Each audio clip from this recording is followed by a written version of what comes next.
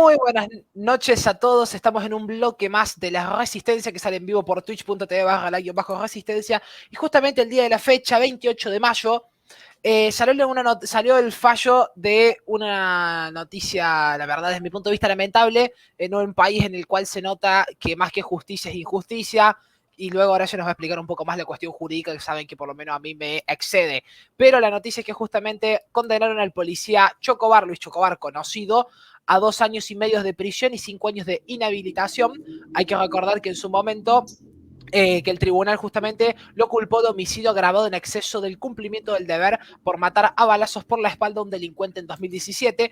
Para dar un dato más concreto, hay que recordar que justamente el delincuente tenía un cuchillo con el cual había apuñalado a un turista que, si no me falla a mí, la nacionalidad era canadiense o nórdico, no recuerdo exactamente ese dato. Estadounidense.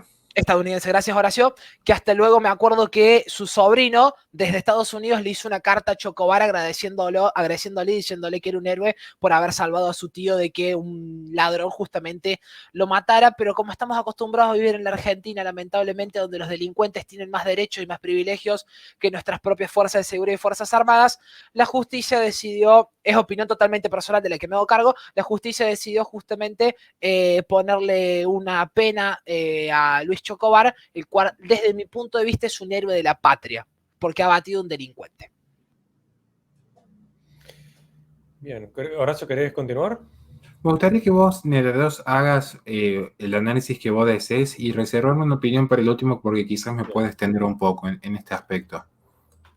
Bien, bueno, la noticia es algo que no es la primera vez que pasa y no es la última vez que va a pasar, es algo que en Argentina estamos acostumbrados a que pase. Nosotros sabemos, porque lo hemos hablado personalmente con un montón de personas que pertenecen a las diferentes fuerzas de seguridad, que las fuerzas de seguridad tienen muchísimo miedo acá en Argentina de trabajar, tienen muchísimo miedo de salir a la calle, y no porque Argentina sea un país muy inseguro, porque de hecho, si vos ves en comparación con otros países de la región, Argentina no es un país tan inseguro como, por ejemplo, otros países.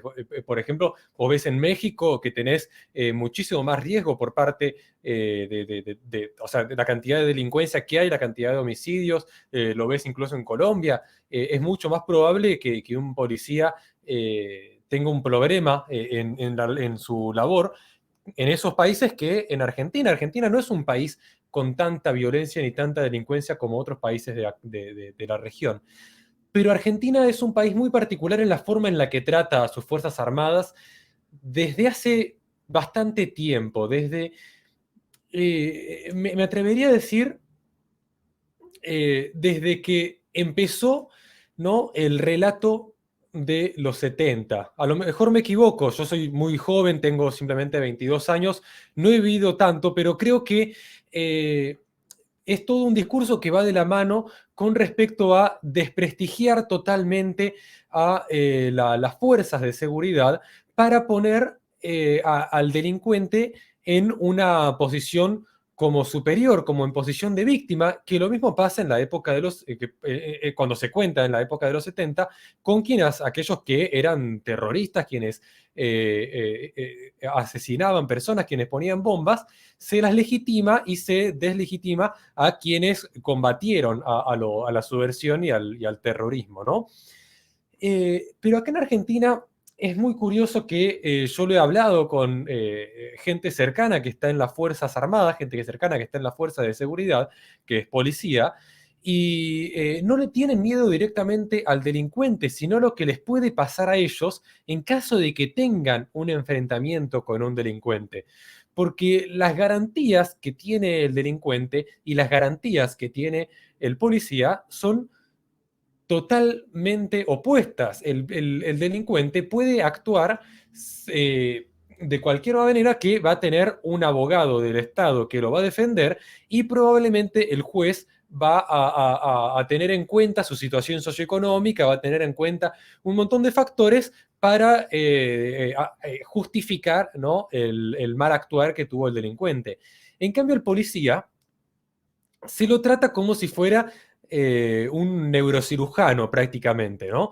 Que tiene que estar constantemente con su cabeza 100% preparada para seguir al pie de la letra absolutamente cada uno de los puntos y los detalles que tiene que tener en cuenta a la hora de seguir de ejercer, ¿no? Su labor como policía, y si no cumple alguno de esos puntos, corre el riesgo de perder su trabajo, teniendo, ¿no? Obviamente, con su trabajo está manteniendo a su familia, lo cual le implica un perjuicio enorme a ese policía, pero como si eso fuera poco, a ir preso, con lo que implica un policía preso. Un policía preso ¿querés? No, cuidado con eso, porque yo entiendo, después lo voy a explicar, pero en realidad Bien. son 2 años de prisión en suspenso. Es decir, está condenado, pero estuvo detenido los primeros días. Allá en 2018 estuvo detenido, pero no pisó la cárcel ni la va a pisar tampoco, porque es No. prisión en suspenso. No, yo me refiero, estoy hablando del miedo que suele tener la policía, no el caso particular de Chocobar. Con lo que implica un policía preso, nosotros sabemos que en las cárceles, y más que todo en las cárceles de esta región, el control que hay por parte de lo que hacen y no hacen los presos es muy escaso. Es decir, los presos tienen bastantes libertades y bastantes momentos en los cuales no son controlados por los guardias, y eso para un policía sabemos que adentro de una prisión le puede implicar un montón de daños a su integridad muy importantes, ¿no? Entonces, bueno, mi reflexión es eso, ¿no? ¿Por qué tenemos que seguir tolerando que la política desprestigie la labor de los policías y los trate como dije, como si fueran neurocirujanos que tienen que seguir al pie de la letra absolutamente toda su lineamiento de cosas al ejercer su labor? Sin saber que, a ver, el policía tiene problemas, tiene emociones. El policía, cuando está al frente de un delincuente, cuando está en una situación, está en un estado, por supuesto, de adrenalina, en un estado en el cual está arriesgando la propia vida, está arriesgando la vida de los peatones, está con un montón de responsabilidades que implican que pueda llegar a no tener un comportamiento al 100% como la ley le dice que tiene que actuar. Y eso no se le tiene en cuenta de la manera que se le debería tener en cuenta, yo creo, a la policía, y se pretenden un montón de cosas que arriesgan más que todo la seguridad de la gente, porque eso lo que implica es que el policía tenga miedo de actuar y tenga miedo de ejercer su profesión. Bien, lo que me gustaría reflexionar sobre lo que ha acontecido con el caso de Chocobar es, ante todo, tratar de poner un poco en contexto para que la gente por ahí no entiende mucho lo que ha sucedido en Argentina, o aún siendo argentino no conoce el contexto jurídico. Es el siguiente. Bien se dijo que hace ya más de 2 años iba un turista estadounidense paseando por la ciudad de Buenos Aires, y en ese contexto aparecen 2 delincuentes. Uno lo intenta apuñalar, sale muy herido, dicho sea de paso, el turista. Se genera un robo y se da una persecución de un policía que los avista. En esa persecución de los 2 delincuentes, uno es capturado a las 3 cuadras por 2 vecinos que, alertados por el griterío y la situación de fragor, logran reducirlo cuando lo ven correr. El otro es el abatido por Chocobar, quien adujo en la defensa que disparó creyendo que iba a sacar un arma de fuego.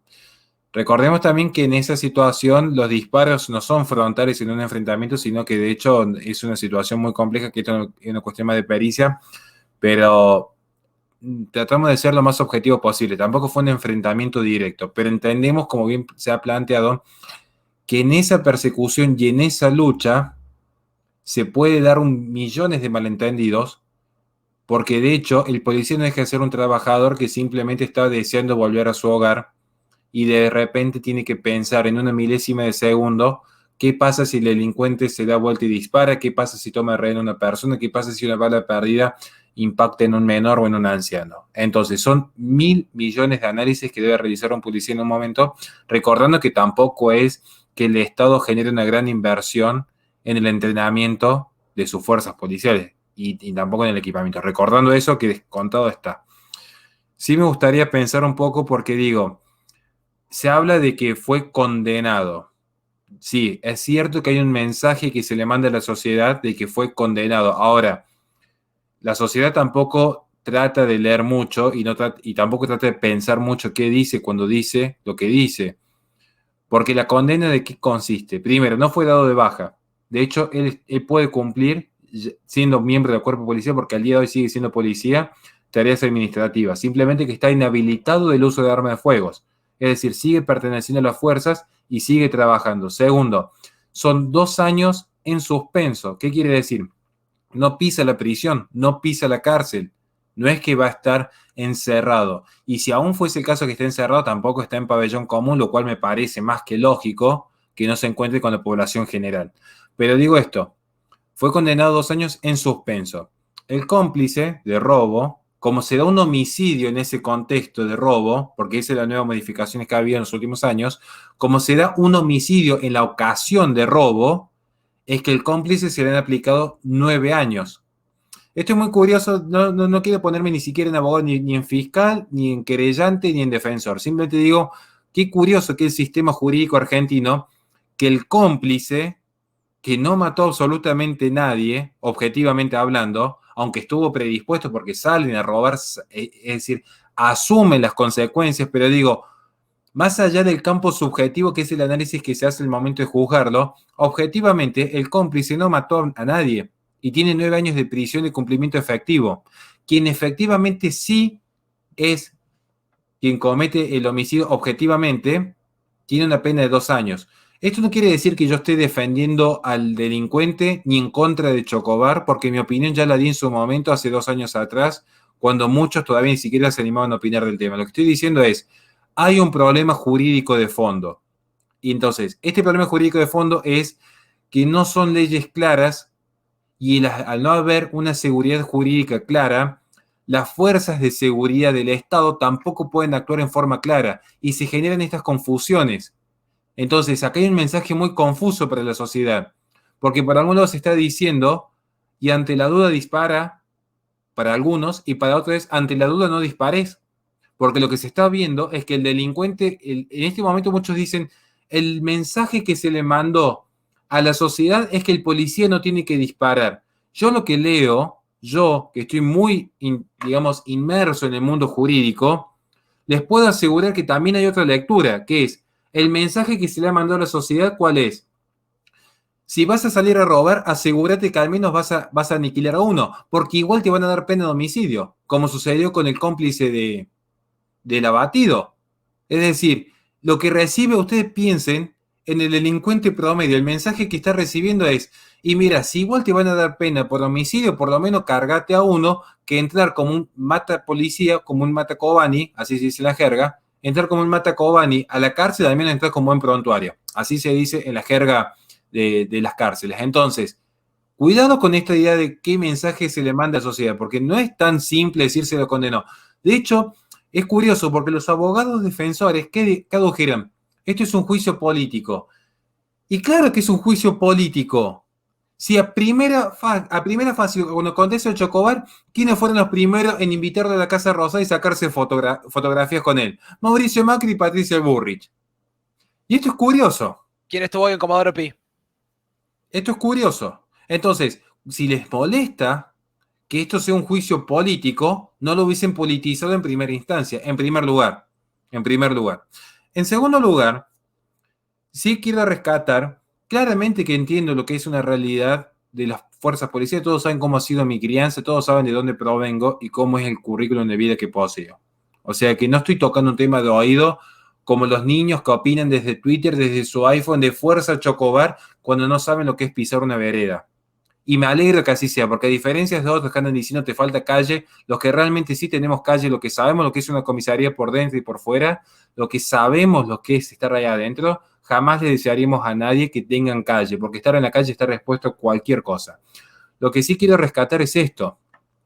En estos mensajes confusos que se le manda a la sociedad, e insisto, no estoy tomando posición ni a favor ni en contra porque ya la tomé hace 2 años y todos saben que no en vano me he siempre referenciado adherente a las políticas de derecha, o sea que no estoy descubriendo América en este momento.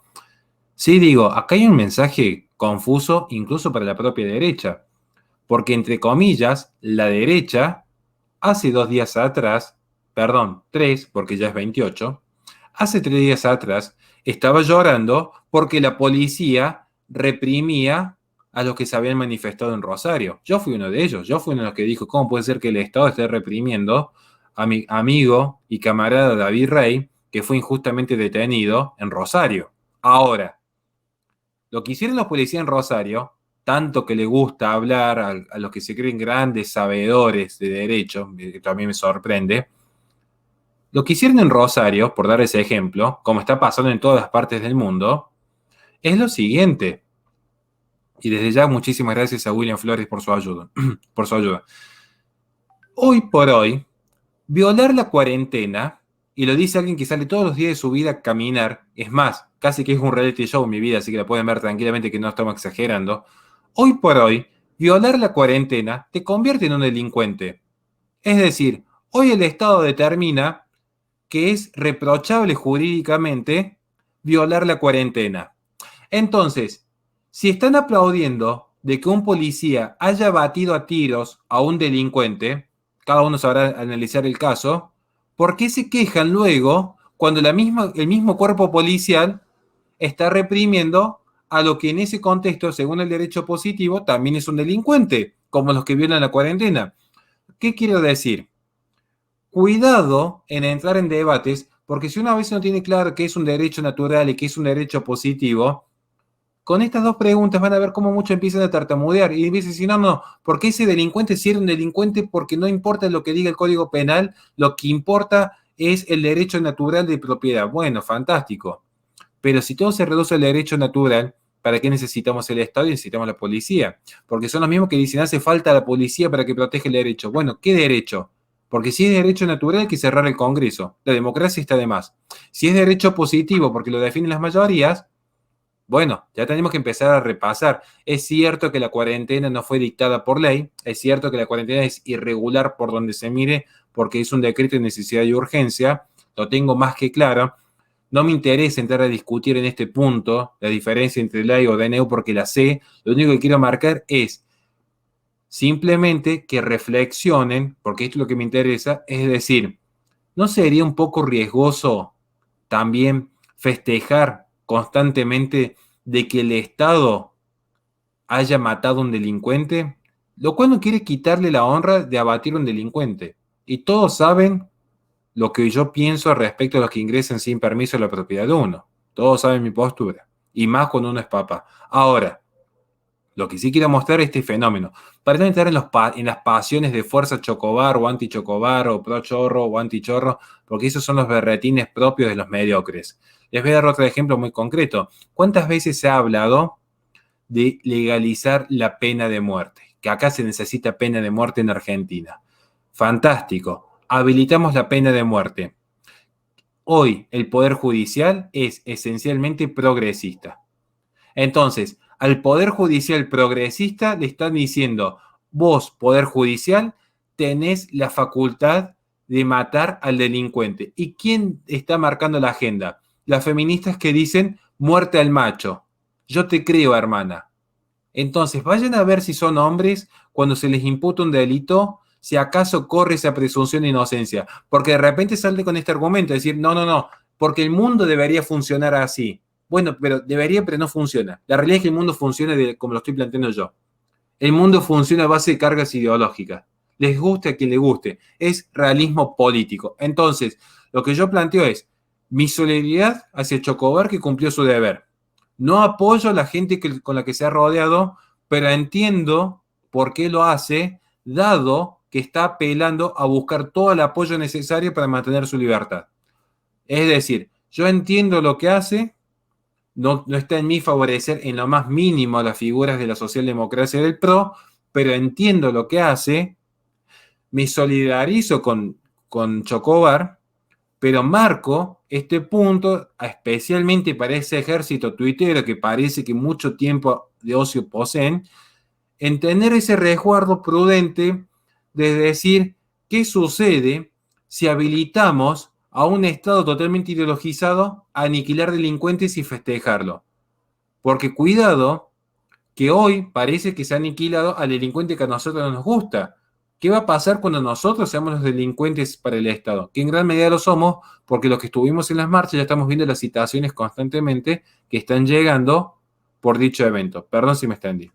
Perfecto, Horacio. Si les parece, hacemos el cierre ya, agradeciéndole a William Flores primero los 300 cheer y también la suscripción que se renovó ayer de su membresía en Twitch.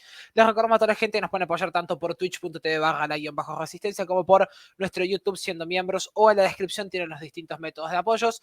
También tienen todas nuestras redes sociales en la descripción.